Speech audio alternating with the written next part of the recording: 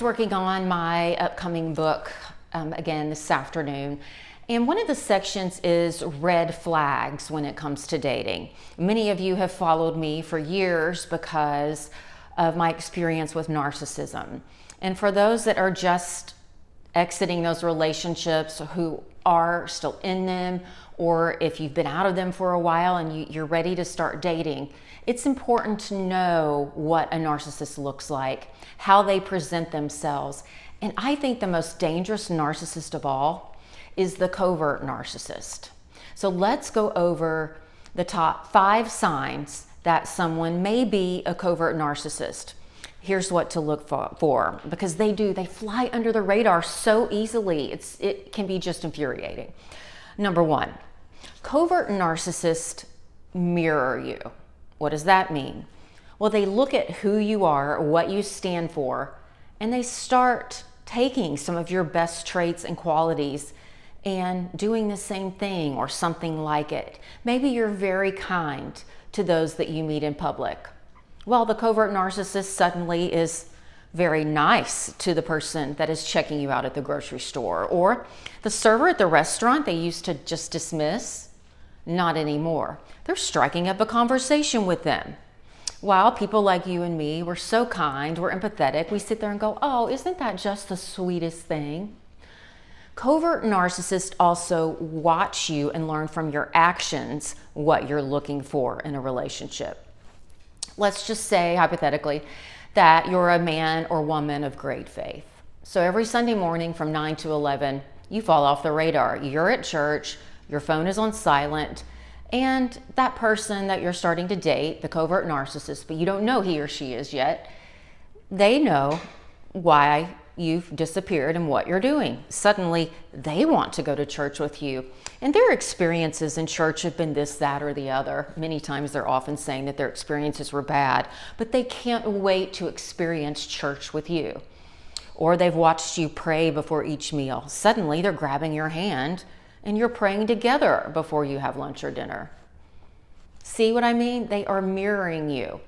Here's the catch, though.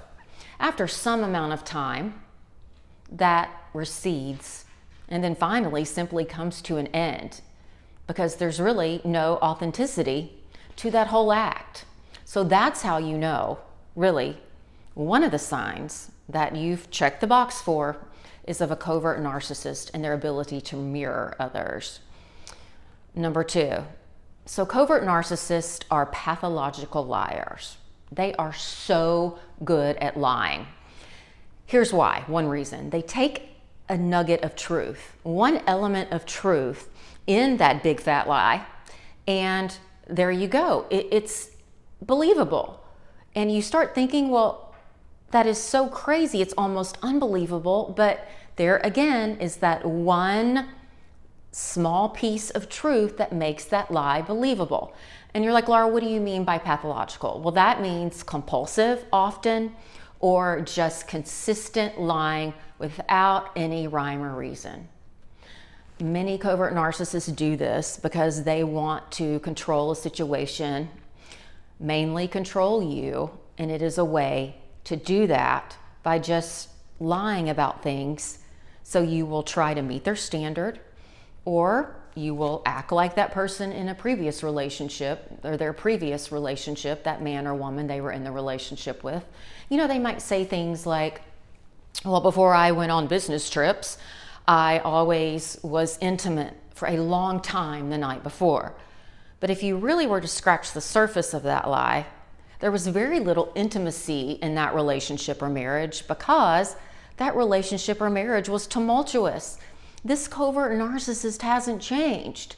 He or she is not going to evolve from that person to you, or for the next 3 or 4 that he or she dates or marries. It's just not going to happen. These people have a personality disorder, and they are, in my opinion, 99% incapable of change. I hear that argument sometimes, and I'll divert here, but oh, God can change them. Yeah, God can do almost anything, but the person has to be open to that change. Guess what? Narcissists think that they are the higher power. Why are they going to listen to another higher power? That's not necessary in the narcissist's mind. It is crazy, isn't it? Covert narcissists dismiss you. That's the third point I wanted to make. What does that mean? You say something like, hey, listen, Friday night, my friend's pregnant. I wanted to stop by her house and her husband. They wanted us to come over and celebrate with them and talk about, how they want to arrange the nursery. The covert narcissist may pretend that he or she doesn't even hear you. They just keep on talking about going to watch their son play football Friday night, or that movie that they wanted to see Friday night. Your wishes, wants, needs, desires, whatever it is, don't even register with them. Or if they hear it, they pretend that they don't. And this can also happen when even something important takes place. For example, a friend of mine who was married to a covert narcissist was having some surgery, and her husband just couldn't wrap his mind around. And I'm not saying that it's all men that are narcissists. I'm just using my friend as an example. Her husband couldn't wrap his mind around that he might have to take a day off work to drive her to and from surgery because it was full anesthesia and she was going to be loopy for a few hours. So what did my friend do? She called a best friend that was a few hours away who drove in early that morning, took her to surgery, and then drove her home and took care of her the rest of the afternoon. Here's yet another catch to that story. This person, the covert narcissist, was in sales, so his schedule was flexible. There was no reason that he could not schedule his sales calls around something as important as his wife having surgery. That's being dismissive. And then finally, we've got two left. Number 4, covert narcissists are passive aggressive.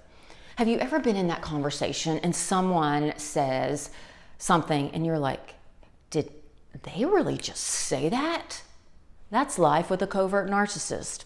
It can be something so evil but masked as a compliment, but it's not really, that you're like, wait a minute. And you have to stop and think and analyze it. Something like, hey, have you lost weight? You're looking better. Are you saying that I look terrible and then I'm kind of like ranked mid-level right now?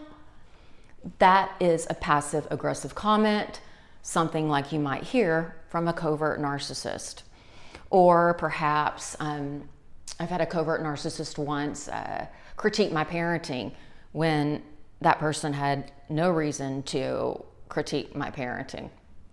I was talking to a friend of mine the other day, and he is in psychology of some type. And he was telling me, he goes, Laura, when you ask someone that doesn't have your best interest at heart advice, it's like a physician asking a landscaper to map the heart as he goes into surgery. Like, you are really stretching your ability to get a clear-cut answer or have success in any realm for which you ask that person advice. And then number 5, finally, covert narcissists lack empathy. They can't understand the feelings of others, nor do they want to. Recent studies have been done, and this irritates me. I don't know, see what you think. Recent studies have been done that show that narcissists can recognize feelings of others, emotions of others, such as sadness, anger, fear, but they don't want to acknowledge them. They sometimes even put on an act where they're crying or they show sadness or mirror the emotions of a partner or a friend or whatever it may be. But really they're thinking of themselves. They're thinking about a sad event in their lives so they can look like that they have empathy. They know how to mirror empathy. It goes all the way back to number 1, doesn't it? Mirroring. So I hope these 5 ways, red flags of a covert narcissist can help you. I hope that it helps you recognize a person that you should do your best to avoid when dating, actually run, go run. Or if you're in a relationship with that person now, get some therapy or coaching, because those relationships will gradually whittle you down to nothing. They hurt your self-esteem, your self-confidence, your physical health may go down the drain. So get some help. There's nothing to be ashamed about. Many of us in this community have done exactly that. Remember that you are worthy, you are loved, and you are enough. All right, I'll see you soon. Bye-bye.